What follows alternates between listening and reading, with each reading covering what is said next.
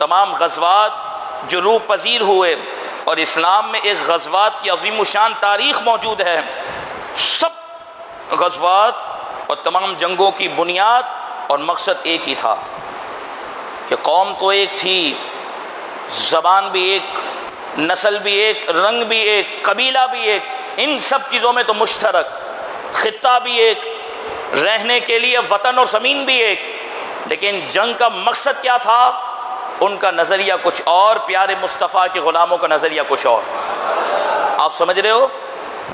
جتنے غزوات ہوئے اسلام میں، کربلا سمیت جتنے غزوات اور جتنے مارکے ہوئے، آپ خود دیکھو صحابہ نے اپنے عزیز و اقارب کے سامنے تلوار بلند کر دی، یعنی گھر بھی ایک ہے، محلہ بھی ایک ہے، زبان بھی ایک ہے، لیکن جنگ ہونے کی جو بنیادی وجہ تھی وہ نظریہ تھا۔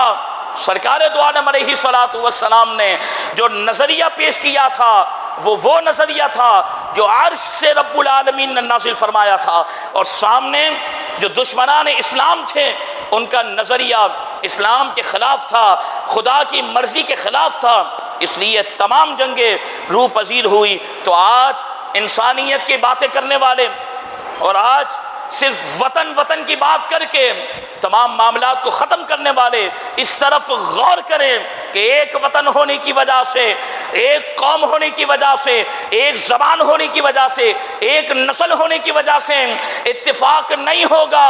اتفاق ہوگا تو نظریے کے ایک ہونے کی وجہ سے ہوگا، نظریے کا ایک ہونا ضروری ہے۔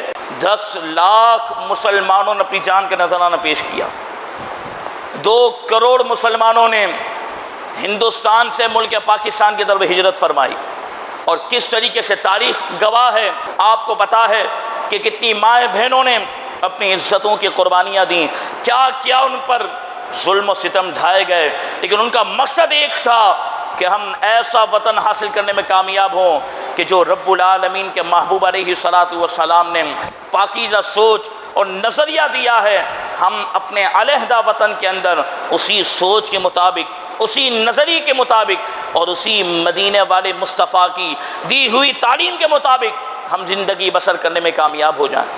اگر یہ ملک مسلمانوں کے لیے حاصل نہیں کرنا تھا تو ہندوستان میں ان کے ساتھ رہنے میں مسئلہ کیا تھا؟ ان کے ساتھ زندگی بسر کرنے میں مسئلہ کیا تھا؟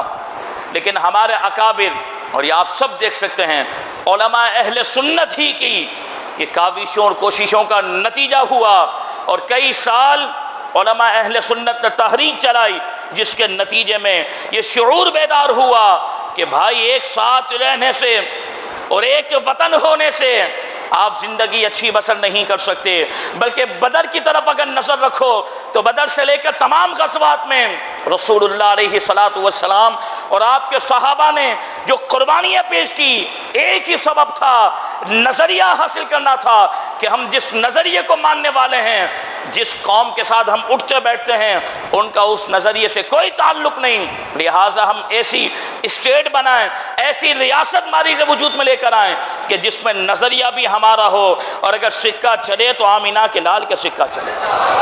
ایسے ظالموں کو ٹی وی پر بٹھایا جائے کہ جو اگست کے مہینے میں 14 اگست کو آ کر پاکستانیوں کو یہ سوچ فراہم کرنے کی کوشش کریں کہ بھائی آپ اپنا سینہ کشادہ رکھو، اپنا دل کشادہ رکھو، جو بھی ہے بس پاکستانی ہیں، بس ملک کو مقدم رکھو۔ میں نے کہا نہیں، نظریے کو مقدم رکھو۔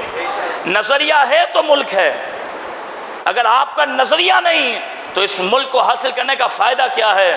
اور ہمارے ملک کا نام بھی کتنا پیارا ہے، ہمارے ملک کا نام کیا ہے؟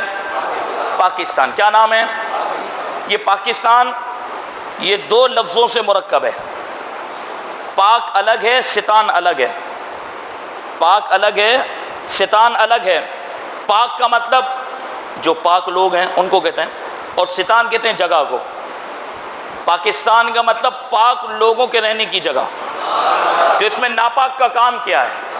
بولو سبحان اللہ۔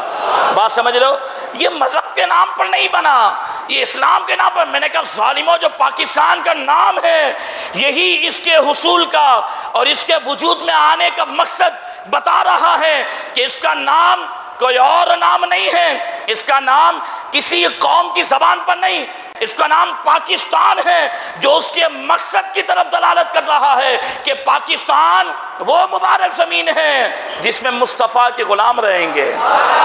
یہ پاک لوگوں کے رہنے کی جگہ ہے، ناپاکوں کا اس میں کوئی کام نہیں ہے۔ قبرستان قبروں کی جگہ، چمنستان چمن کی جگہ، یہ شیطان یہ رہنے کی جگہ کے معنی میں آتا ہے۔ تو ہم کروڑوں سلام پیش کرتے ہیں ان اکابرین پر جنہوں نے اس وطن کا نام بھی کتنا مبارک چنا۔ ہمارے ملک کا نام انسانستان نہیں ہے، پاکستان ہے۔ ہمارے ملک کا نام انسانستان نہیں، انسانوں کے رہنے کی جگہ۔ ہمارے ملک کا نام ہے پاکستان۔ انسان تو ہے لیکن جب تک مصطفیٰ کے غلام نہیں تیرا ہمارے ملک میں کوئی کام نہیں ہے۔ بانی پاکستان جن کو کہا جاتا ہے خواجہ اعظم محمد علی جناح، ان سے کتنی مرتبہ پوچھا کہ بھائی آپ وطن بنانے مقصد کیا ہے، اس کا قانون کیا ہے، آپ ہمیں بتائیں کس قانون کے تحت آپ اس ملک کو، اس علیحدہ ریاست کو اب آگے بڑھائیں گے۔ تو ایک ہی بات فرمائی کہ میں قانون کیا بناؤں گا، میں جو ملک بنا رہا ہوں اس کا قانون تو 1300 سال پہلے بن چکا ہے، وہ ہے قرآن۔ 1300 سال پہلے اس کے قوانین بیان کر دیے گئے۔